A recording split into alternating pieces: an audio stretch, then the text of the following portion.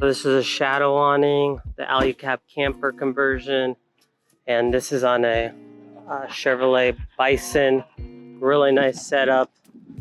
This one's actually been passed around a little bit, been at a couple expos, and it's been one of the first ones, and it's a really nice build. I really like it. I've seen it a couple times, and I'm glad I was able to peek it. Even got the shower cube, but yeah. So make sure to check us out at Overland Expo East. We'll be booth B15, and subscribe to our YouTube channel. We have amazing footage coming soon from our Cape Lookout trip, where we went and took the vehicles from Tennessee all the way to the North Carolina beaches. And let's get into talking to Richard about his. Sarah just introduced you a little bit. So here we're inside the Canopy camper, and what year is the truck? 2018 Colorado Duramax. Sweet. And yeah, there's a lot of space in here. This is one of the first gens. You could probably see like this Dickerson logos like different, but it's kind of explaining a little bit about how everything's the first generation of it. But you like it a lot. And yeah, it's pretty great. So it fits my mobility needs really well. So I use a wheelchair and crutches to get around a lot, and you know, this versus a rooftop tent is really what kind of sold me on it. It's a bit overkill, if I'm being honest, if I didn't have a disability, but with the disability, it helps to have, you know, ways to step up to here, to step to here, to then climb into there, into the rooftop tent section.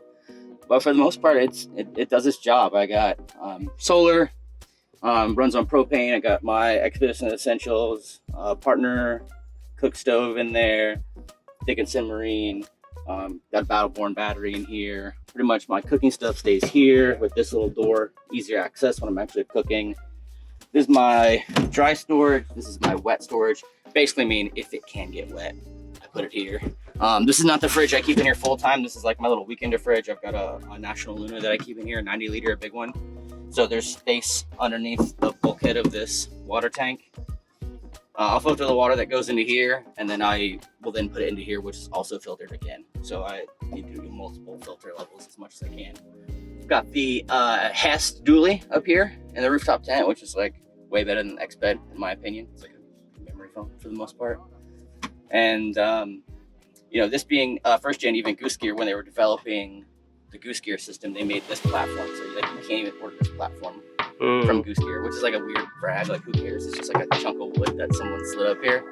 But yeah, this was one of the very first ones that Ren took to the Expo West. Yeah, out in Flagstaff. Yeah, so this is one of the first ones they sent, and I think this is the third truck it's been on.